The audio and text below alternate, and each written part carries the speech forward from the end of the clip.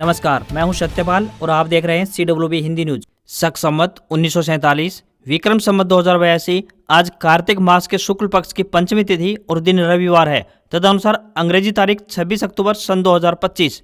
आज छठ पूजा महापर्व का दूसरा दिन है और इस दिन खरना मनाया जाता है। धार्मिक अनुष्ठान भी किए जाते हैं। सबसे पहले आज की सुर्खियां। 1 नवंबर को केवल इन्हीं महिलाओं को मिलेगा लाडो लक्ष्मी योजना का लाभ। बैंक खातों में आएंगे सीधे 2100 रुपए। हिसार हरियाणा एग्रीकल्चर यूनिवर्सिटी ने विकसित की गेहूं की नई किस्म WH1402 खासियतों से भरपूर देगी बम्पर पैदावार, बताएंगे पूरी खबर। हरियाणा SSC ने CET करेक्शन पोर्टल की तारीख बढ़ाई, अब 28 अक्टूबर तक सुधार करने का है मौका। हरियाणा में गरीब परिवारों को घर मिलना होगा आसान, शहरी कॉलोनियों में आरक्षित होंगे प्लाट व मकान। सरकारी नौकरी अपडेट। इसरो में 10वीं पास के लिए निकली भर्ती, एज लिमिट 35 साल, सैलरी 90,000 से अधिक। हरियाणा में सरकारी कर्मचारियों के लिए खुशखबरी, अब पेंशन में मिलेगा वेतन वृद्धि का लाभ। CTET 2026 के लिए जारी हुआ नोटिस, 8 फरवरी को होने जा रही है परीक्षा, बताएंगे पूरी अपडेट। पोस्ट ऑफिस RD के जरिए आसानी से तैयार होगा बड़ा फंड, इस पर 6.7% सालाना ब्याज मिल रहा है। एकलव्य मॉडल स्कूल में 7,267 पदों पर भर्ती के लिए आवेदन की तारीख बढ़ी, अब 28 अक्टूबर तक करें अप्लाई। एक्टर सतीश शाह का निधन, किडनी की बीमारी से जूझ रहे थे। टीवी शो सारा भाई वर्सेस सारा भाई से फेमस हुए थे। और भारत ने तीसरा वनडे 9 विकेट से जीता। रोहित शर्मा ने 121 और विराट कोहली ने 74 रन बनाए। और अब खबरें विस्तार से। प्रदेश में मौसम में बदलाव तेजी से हो रहा है। प्रदूषण बढ़ने के साथ ही रात का तापमान भी नीचे आया है। प्रदेश में महेंद्रगढ़ जिला में रात सबसे ठंडी रही। यहाँ का न्यूनतम तापमान 14.2 डिग्री सेल्सियस रिकॉर्ड किया गया। इसी प्रकार एयर क्वालिटी इंडेक्स में नारनौल प्रदेश में सबसे साफ शहर भी रहा। वहाँ का AQI 63 रहा। उधर बंगाल की खाड़ी में एक कम दबाव का क्षेत्र बनता नजर आ रहा है। 27 अक्टूबर को इसके चक्रवात में तब्दील होने की संभावना जताई गई है। IMD का कहना है कि बंगाल की खाड़ी में बना दबाव का क्षेत्र तूफान में बदल जाएगा, जिसमें 110 किलोमीटर प्रति घंटे की रफ्तार से हवाएं चलेंगी। इससे आंध्र प्रदेश, रायलसीमा, तमिलनाडु, ओडिशा और तेलंगाना में भारी बारिश हो सकती है। मछुआरों को 25 से 27 अक्टूबर के बीच समुद्र पर न जाने की सलाह दी गई है। वहीं पहाड़ी क्षेत्रों में 27 अक्टूबर को एक पश्चिमी विक्षोभ सक्रिय होने जा रहा है, जिसका असर दिल्ली, NCR और हरियाणा पर पड़ेगा। मौसम विभाग के मुताबिक 27 अक्टूबर की शाम से ही बादल छाने शुरू हो जाएंगे और कई इलाकों में हल्की बूंदाबांदी देखने को मिल सकती है। ये सिलसिला 28 अक्टूबर की सुबह तक जारी रहेगा।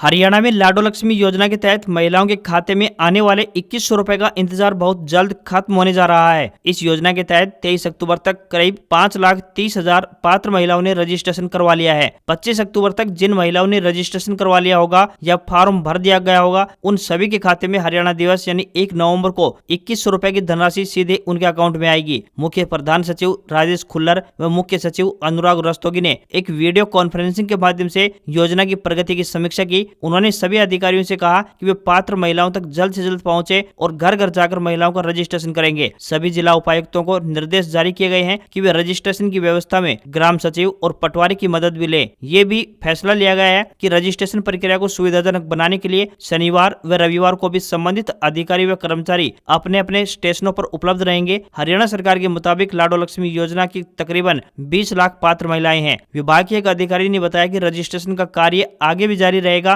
मगर जिन महिलाओं ने 25 अक्टूबर तक ऐप पर रजिस्ट्रेशन करवा लिया है, उन्हें 1 नवंबर को उनके खाते में सीधे 2100 रुपए की धनराशि पहुंच जाएगी।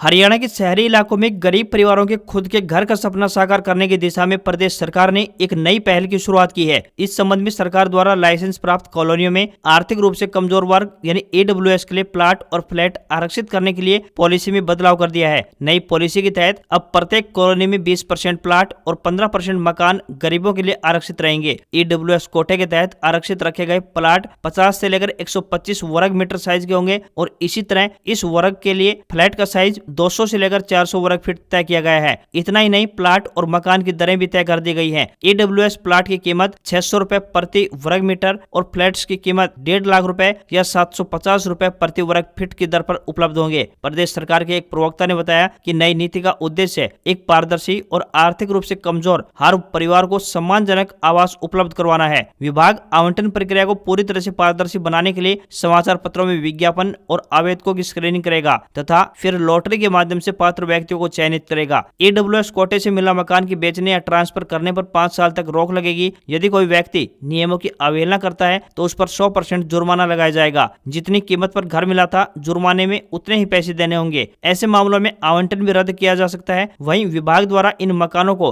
किराए पर भी देने की योजना बनाई गई है। यदि किसी कॉलोनी में 2 बार के प्रयासों के बावजूद भी EWS लाभार्थी नहीं मिलते हैं तो तीसरी बार ये मकान हरियाणा में जनरल श्रेणी के लोगों को खुले ऑक्शन के माध्यम से बेच दिए जाएंगे। हरियाणा में सरकारी कर्मचारियों के लिए एक और अच्छी खबर सामने आई है। यदि किसी भी सरकारी कर्मचारी की रिटायरमेंट के अगले ही महीने वार्षिक वेतन वृद्धि यानी कि इंक्रीमेंट दे है तो इसका लाभ भी पेंशन में मिलेगा। 30 जून या 31 दिसंबर को रिटायर होने वाले कर्मचारियों को 1 जुलाई या 1 जनवरी को मिलने वाली वार्षिक वेतन वृद्धि का लाभ पेंशन की गणना में दिया जाएगा। यह वृद्धि केवल पेंशन की गणना के उद्देश्य से ही होगी, अन्य सेवानिवृत्ति लाभों जैसे ग्रेजुटी के लिए मान्य नहीं होगी। मुख्य सचिव कार्यालय की ओर से इस संबंध में दिशा निर्देश जारी कर दिया गया है। हरियाणा प्रदेश में हर महीने हजारों सरकारी कर्मचारी रिटायर होते हैं। इसके मद्देनजर तय किया गया है कि यदि रिटायरमेंट किसी महीने की 30 या 31 तारीख को हो रही है और अगले महीने से वेतन वृद्धि दे है तो उस स्थिति में पेंशन में इसका लाभ 1 तारीख से मिलेगा। हरियाणा कर्मचारी चयन आयोग यानी HSSA की तरफ से करेक्शन पोर्टल खोला गया है। यह पोर्टल 17 अक्टूबर को शुरू हुआ था और इसकी अंतिम तारीख 24 अक्टूबर 2025 निर्धारित की गई थी। इस अवधि के दौरान उम्मीदवार अपने आरक्षित श्रेणी के सर्टिफिकेट अपलोड कर सकते थे, पर इसके लिए आयोग द्वारा शर्त रखी गई थी कि सर्टिफिकेट की कट ऑफ डेट 14 जून 2025 तक या फिर उससे पहले की होनी चाहिए। उम्मीदवारों के लिए एक खुशखबरी देखने को मिल रही है। हरियाणा कर्मचारी चयन आयोग की तरफ से करेक्शन पोर्टल की अंतिम डेट को बढ़ा दिया गया है। अब यह पोर्टल 28 अक्टूबर 2025 तक खुला रहेगा। सभी उम्मीदवार ध्यान दें कि ये सुधार करने का लास्ट चांस है, कोई भी अतिरिक्त समय इसके बाद नहीं दिया जाएगा। इसे लेकर खुद अध्यक्ष हिम्मत सिंह ने इस बारे में जानकारी दी है। चेयरमैन ने कहा है कि ये करेक्शन पोर्टल सिर्फ और सिर्फ SC, OBC और EWS कैंडिडेट के अभ्यर्थियों के लिए खोला गया है। ये अभ्यर्थी जो SC, OBC और EWS कैटेगरी से आते हैं और उन्होंने सर्टिफिकेट न होने के कारण फॉर्म जनरल कैटेगरी में भरा था, ऐसे अभ्यर्थियों को अवसर दिया गया है कि वे अपने ओरिजिनल कैटेगरी में अप्लाई कर सकें। यह करेक्शन पोर्टल जनरल कैटेगरी के अभ्यर्थियों के लिए नहीं है।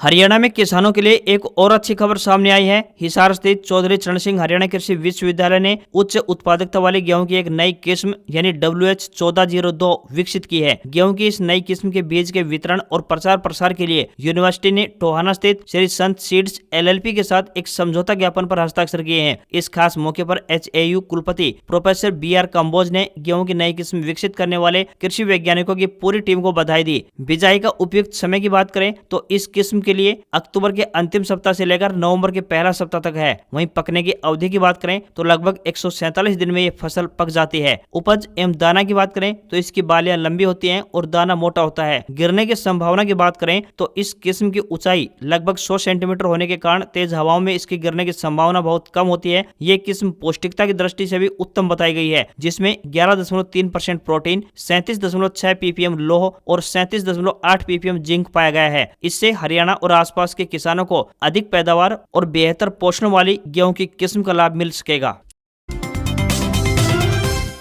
केंद्रीय माध्यमिक शिक्षा बोर्ड यानी CBSE की तरफ से CTET परीक्षा के बारे में एक जरूरी नोटिस जारी किया गया है। जारी किए गए नोटिस के मुताबिक केंद्रीय शिक्षक पात्रता परीक्षा यानी CTET का 21वां संस्करण 8 फरवरी 2026 यानी रविवार को आयोजित होगा। यह परीक्षा देश के 132 शहरों में 20 भाषाओं में आयोजित की जाएगी। परीक्षा में पेपर 1 और पेपर 2 दोनों शामिल रहेंगे। CTET फरवरी 2026 की परीक्षा के लिए नोटिफिकेशन या विस्तृत सूचना जल्द ही उपलब्ध करवाई जाएगी। इसमें आपको पाठ्यक्रम, पात्रता मानदंड, परीक्षा शुल्क, परीक्षा केंद्र और जरूरी तिथियां जैसी जानकारी शामिल होगी। उम्मीदवार CTET.nic.in पर जाकर नोटिफिकेशन डाउनलोड कर पाएंगे। नोटिफिकेशन जारी होने के बाद सभी उम्मीदवार इस परीक्षा के लिए आवेदन कर पाएंगे। आमतौर पर यह परीक्षा दिसंबर में आयोजित की जाती है, मगर इस बार यह परीक्षा फरवरी में आयोजित होने जा रही है। यह परीक्षा साल में 2 बार यानी जुलाई और दिसंबर के महीने में आयोजित होती है। CBSE आधिकारिक अधिसूचना जारी होने के साथ ही रजिस्ट्रेशन लिंक एक्टिव कर देगा। उम्मीदवार आधिकारिक वेबसाइट CTET.nic.in के माध्यम से आवेदन कर पाएंगे। हरियाणा कांग्रेस के दो दिग्गज कुमारी शैलजा व रणदीप सिंह सुरजेवाला ने सोशल प्रोग्रेस इंडेक्स यानी एसपीआई की रिपोर्ट का हवाला देकर कानून व्यवस्था को लेकर प्रदेश सरकार व मुख्यमंत्री पर बड़ा हमला बोला है। कुमारी शैलजा ने कहा है कि सरकार अधिकारियों पर नियंत्रण खो चुकी है, जिससे कि अपराधी निरंकुश हो चुके हैं। रणदीप सुरजेवाला ने कहा कि सत्ता के नशे में चूर नायब सरकार ने हरियाणा गैंगस्टरों व माफियाओं के हवाले कर दिया है। भाजपा ने हरियाणा को अपराध का लेबोरेटरी बना दिया है। हम पीड़ितों के साथ खड़े हैं और उन्हें न्याय अवश्य दिलाएंगे। वहीं सिरसा से सांसद कुमारी शैलजा ने कहा कि सरकार भले ही विकास की बात कर रही हो, परंतु हकीकत में प्रदेश में जंगल राज है। अधिकारी न तो सरकार की सुन रहे हैं और न ही जनता की। अपराधियों को खाकी का कोई खौफ नहीं है। प्रदेश में रोजाना ही हत्या, लूट, डकैती, अपहरण, बलात्कार जैसी वारदातें सरेआम हो रही है। सारे अपराधों की जड़ यानी नशे का धंधा भी फैल रहा है। हरियाणा में सरकार सोई हुई है। केंद्र सरकार की एसपीआई रिपोर्ट में हरियाणा देश के सबसे असुरक्षित राज्य में शामिल है। प्रदेश में अपराध बड़ी तेजी के साथ बढ़ते जा रहे हैं और अपराधी बेखौफ हैं। अपराध रोकने पर सरकार का कोई ध्यान नहीं है और पुलिस पर भी सरकार का नियंत्रण खत्म हो चुका है।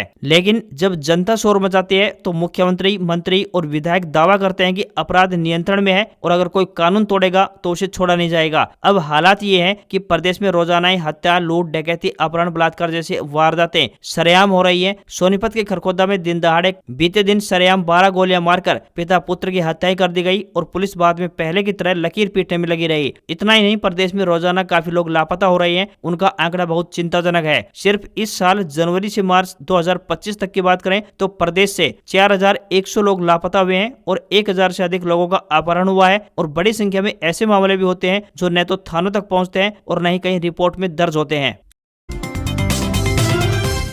हरियाणा कांग्रेस के प्रदेश अध्यक्ष राव नरेंद्र सिंह के खिलाफ भ्रष्टाचार के आरोपों को लेकर राज्य सतर्कता एवं भ्रष्टाचार निरोधक ब्यूरो गुरुग्राम ने नारनौल अदालत में चार्जशीट दाखिल की है। टीम ने अतिरिक्त सत्र न्यायाधीश हर्षाली चौधरी की अदालत में चार्जशीट दाखिल की। मामला साल 2014 का है, जब राव कांग्रेस सरकार में स्वास्थ्य मंत्री थे। उस समय आरोप लगा था कि पलवल क्षेत्र में 30 एकड़ जमीन की CLU यानी कि चेंज ऑफ लैंड यूज मंजूरी के लिए 30 से 50 करोड़ रुपए की डिमांड की गई थी। इस मामले में रुपए की डिमांड का एक स्टिंग ऑपरेशन धर्मेंद्र नामक व्यक्ति ने किया था, जिसकी सीडी बाद में जांच का हिस्सा बनी। मामले की शिकायत लोकायुक्त हरियाणा को दी गई थी। लोकायुक्त की रिपोर्ट के आधार पर राज्य के तत्कालीन मुख्य सचिव ने मामले को भ्रष्टाचार निरोधक ब्यूरो को सौंप दिया था। इसके बाद 29 जनवरी साल 2016 को ACB गुरुग्राम थाना में भ्रष्टाचार निवारण अधिनियम के तहत FIR दर्ज की गई थी। जाँच पूरी होने के बाद अब 23 अक्टूबर 2025 को ACB ने अदालत में चार्जशीट दाखिल की है। बता दें कि राव नरेंद्र सिंह को हाल ही में कांग्रेस प्रदेश अध्यक्ष बनाया गया था। अब जिला के साथ साथ प्रदेश की राजनीति में भी चर्चा शुरू हो गई है। उस वक्त इस CD कांड में तत्कालीन हेल्थ मिनिस्टर राव नरेंद्र सिंह के अलावा तत्कालीन संसदीय सचिव विनोद भयाना और रामकिशन फौजी और तत्कालीन विधायक जर्नैल सिंह, नरेश सेलवाल और रामनिवास घोडेला के नाम सामने आए थे। सभी पर आरोप था कि इन्होंने जमीन की CLU दिलवाने के नाम पर पैसे मांगे। लंबे समय तक मामला ठंडे बस्ते में पड़ा रहा, लेकिन अब लोकल कोर्ट में चार्जशीट के बाद हलचल बढ़ गई है। हरियाणा के नारनौल में DC कैप्टन मनोज कुमार ने कहा कि देव उठनी 11 पर सामाजिक प्रथा के रूप में बाल विवाह होने का अंदेशा बना रहता है, जो बाल विवाह निषेध अधिनियम 2006 के अंतर्गत कानूनी अपराध है। DC ने चेतावनी दी है कि बाल विवाह में शामिल सभी व्यक्तियों व संस्थानों पर कानूनी कार्रवाई की जाएगी। DC ने बताया कि इस अधिनियम के तहत 18 वर्ष से कम आयु की लड़की और 21 वर्ष से कम आयु की लड़के को नाबालिग माना जाता है। यदि कम आयु में विवाह किया जाता है तो यह संज्ञेय और गैर जमानती अपराध भी है। ऐसा कोई भी व्यक्ति जो बाल विवाह करवाता है, उसको बढ़ावा देता है या फिर उसकी सहायता करता है तो उसे 2 साल तक की सजा और 1 लाख रुपए तक जुर्माने का प्रावधान हो सकता है। उन्होंने विवाह में सेवा देने वाले टेंट, हलवाई, पंडित, कैटरर्स और प्रिंटिंग प्रेस वालों से भी आह्वान किया है कि वे ऐसे किसी भी विवाह कार्यक्रम में शामिल न हो और न ही अपनी सेवाएं दे, अन्यथा उनके विरुद्ध भी कानूनी कार्रवाई अमल में लाई जाएगी। सरकार ने जुलाई सितंबर के लिए स्मॉल सेविंग स्कीम्स की ब्याज दरों में बदलाव नहीं किया है, यानी आपको पहले जितना ही ब्याज मिलता रहेगा। ऐसे में अगर आप RD बनाने का प्लान बना रहे हैं तो पोस्ट ऑफिस RD आपके लिए सही रह सकती है। इस पर 6.70% सालाना ब्याज मिल रहा है। इससे 5 साल तक हर महीने 2000 रुपए जमा करने पर 1,43,000 रुपए का एक मुश्त फंड भी तैयार कर सकते हैं। पोस्ट ऑफिस की रिकरिंग डिपॉजिट यानी कि RD बड़ी बचत में आपकी मदद कर सकती है। आप इसमें हर महीने सैलरी आने पर एक निश्चित रकम डालते करें और 5 साल बाद मैच्योर होने पर आपके हाथ में एक बड़ी रकम होगी। घर के गुल्लक में पैसे जमा करने पर भले ही आपको ब्याज नहीं मिले, लेकिन यहाँ पैसे जमा करने पर आपको ब्याज भी मोटी मिलती है। पोस्ट ऑफिस आरडी में अगर आप 1000 रुपए प्रति महीने की रकम इन्वेस्ट करते हैं तो 6.7% सालाना ब्याज दर के हिसाब से 5 साल बाद मैच्योर होने पर यह लगभग 71,000 रुपए हो जाएंगे। आरडी पर लोन सुविधा भी मिलती है, यानी बीच में पैसों की जरूरत पड़ने पर आप बिना आरडी तुड़वाए इस पर लोन भी ले सकते हैं। इसमें पर्सनल लोन की तुलना में कम ब्याज पर लोन मिलता है। पोस्ट ऑफिस की 5 साल वाली आरडी में अगर आप लगातार 12 किस्त जमा कर लेते हैं तो आप लोन की सुविधा का लाभ उठा पाएंगे। 1 साल बाद आप अपने अकाउंट में जमा राशि का 50% तक का लोन ले सकते हैं। ये उन लोगों के लिए बढ़िया है जो जोखिम नहीं लेना चाहते हैं। अभी 6.7% सालाना ब्याज ऑफर हो रहा है जो कि कंपाउंड के साथ बढ़ता है। बैंक के सेविंग अकाउंट में कहीं बेहतर रिटर्न है। आप 100 रुपए से शुरू कर सकते हैं और ऊपर की कोई लिमिट नहीं है। अपनी जेब के हिसाब से राशि चुन सकते हैं। भारतीय अंतरिक्ष अनुसंधान संगठन यानी इसरो के स्पेस एप्लीकेशन सेंटर अहमदाबाद ने टेक्नीशियन बी और फार्मासिस्ट ए के पदों के लिए भर्ती निकाली है। उम्मीदवार ऑफिशियल वेबसाइट careers.ssc.gov.in पर जाकर आवेदन कर सकते हैं। एजुकेशनल क्वालिफिकेशन की बात करें तो टेक्नीशियन बी के लिए 10वीं पास व ITI की डिग्री होनी चाहिए। वहीं फार्मासिस्ट ए के लिए फार्मेसी में फर्स्ट क्लास डिप्लोमा होना चाहिए। न्यूनतम आयु 18 वर्ष और अधिकतम आयु 35 वर्ष तय की गई है। आयु की गणना 13 नवंबर 2025 के अनुसार की जाएगी। आरक्षित वर्गों को सरकारी नियमों के अनुसार आयु सीमा में छूट दी जाएगी। सभी वर्गों के उम्मीदवारों को 500 रुपए फीस देनी होगी, लेकिन उसके बाद सामान्य, OBC और EWS उम्मीदवारों को परीक्षा होने के बाद 400 रुपए वापस कर दिए जाएंगे। वहीं अन्य उम्मीदवार सभी के 500 रुपए लौटा दिए जाएंगे। सैलरी की बात करें तो टेक्नीशियन बी के लिए 21,700 रुपए से लेकर 69,100 रुपए प्रति माह मिलेगी। तो वहीं फार्मासिस्ट ए के लिए 29,200 रुपए से लेकर 92,300 रुपए प्रति माह दिए जाएंगे। एकलव्य मॉडल रेजिडेंशियल स्कूलों में टीचिंग और नॉन टीचिंग के पदों पर भर्ती के लिए आवेदन की आखिरी तारीख बढ़ा दी गई है। अब उम्मीदवार 28 अक्टूबर तक ऑफिशियल वेबसाइट nesth.tribal.gov.in के माध्यम से ऑनलाइन आवेदन कर सकते हैं। प्रिंसिपल के लिए मान्यता प्राप्त संस्थान से बीएड के साथ मास्टर की डिग्री होनी चाहिए। वहीं 8 से 12 साल का अनुभव भी मांगा गया है। वहीं पीजीटी के लिए बीएड के साथ मास्टर डिग्री व 8 से 12 साल का अनुभव मांगा गया है। टीजीटी के पदों की बात करें तो संबंधित विषय में बैचलर डिग्री के साथ बीएड और सीटेट पास होना चाहिए। साथ ही हॉस्टल वार्डन के लिए किसी भी विषय में बैचलर डिग्री होनी चाहिए। वहीं महिला स्टाफ के लिए नर्सिंग में BSc या समकक्ष डिग्री मांगी गई है। अकाउंटेंट के लिए कॉमर्स या अकाउंट्स में बैचलर डिग्री होनी चाहिए। तो वहीं क्लर्क के लिए टाइपिंग स्किल के साथ 12वीं पास होना चाहिए। लैब अटेंडेंट के पदों के लिए उम्मीदवार किसी भी मान्यता प्राप्त बोर्ड से साइंस विषय के साथ 10वीं या 12वीं पास होना चाहिए। न्यूनतम आयु 18 साल और अधिकतम आयु 55 साल अलग अलग पोस्ट वाइज तय की गई है। लास्ट डेट 28 अक्टूबर 2025 है।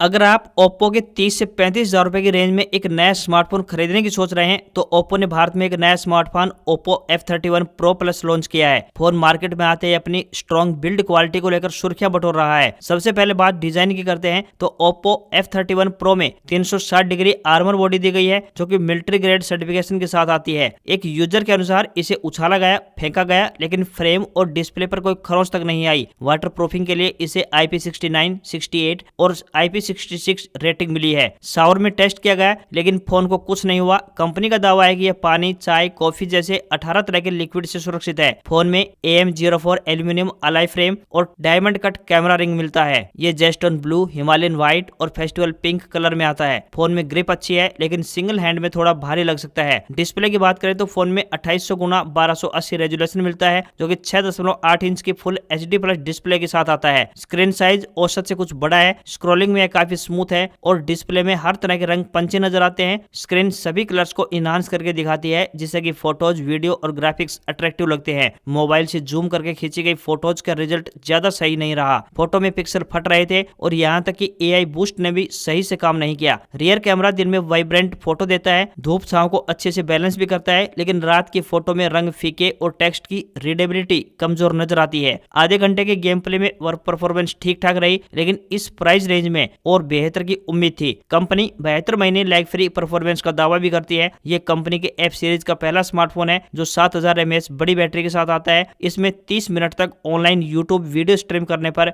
बैटरी मात्र 2% कम हुई। स्मार्टफोन बाईपास चार्जिंग टेक्नोलॉजी को भी सपोर्ट करता है, यानी कि जो हैवी परफॉर्मेंस या गेमिंग के दौरान बैटरी की जगह सीधे डिवाइस को पावर सप्लाई देती है और इससे फोन हीट नहीं होता है। ओप्पो स्मार्टफोन में 5 साल की बैटरी हेल्थ देने का कंपनी दावा करती है। Oppo F31 Pro Plus plus 80 वाट सुपर वूक फास्ट चार्जिंग तकनीक के साथ लैस है। टेस्टिंग के दौरान इसने फोन को 20% से लेकर 100% फुल चार्ज करने के लिए 57 मिनट का समय लिया। मोबाइल रिवर्स चार्जिंग सपोर्ट भी करता है, यानी जिससे कि आप ईयरबड्स या स्मार्टफोन भी चार्ज कर सकते हैं। कुल मिलाकर Oppo F31 Pro Plus मजबूत डिजाइन और पावरफुल बैटरी के लिए अच्छा है। अगर आप रफ यूज करते रहे या फिर लंबा बैकअप चाहते हैं तो ये ठीक रहेगा, लेकिन गेमिंग और कैमरा में एक कीमत में थोड़ा पीछे रह जाता है। इसके 8GB रैम वेरिएंट की कीमत 32,999 रुपए और 12GB प्लस रैम वेरिएंट की कीमत 34,999 रुपए है। आपकी जरूरतों के हिसाब से आप डिसाइड कर सकते हैं कि आपको कौन सा फोन लेना है।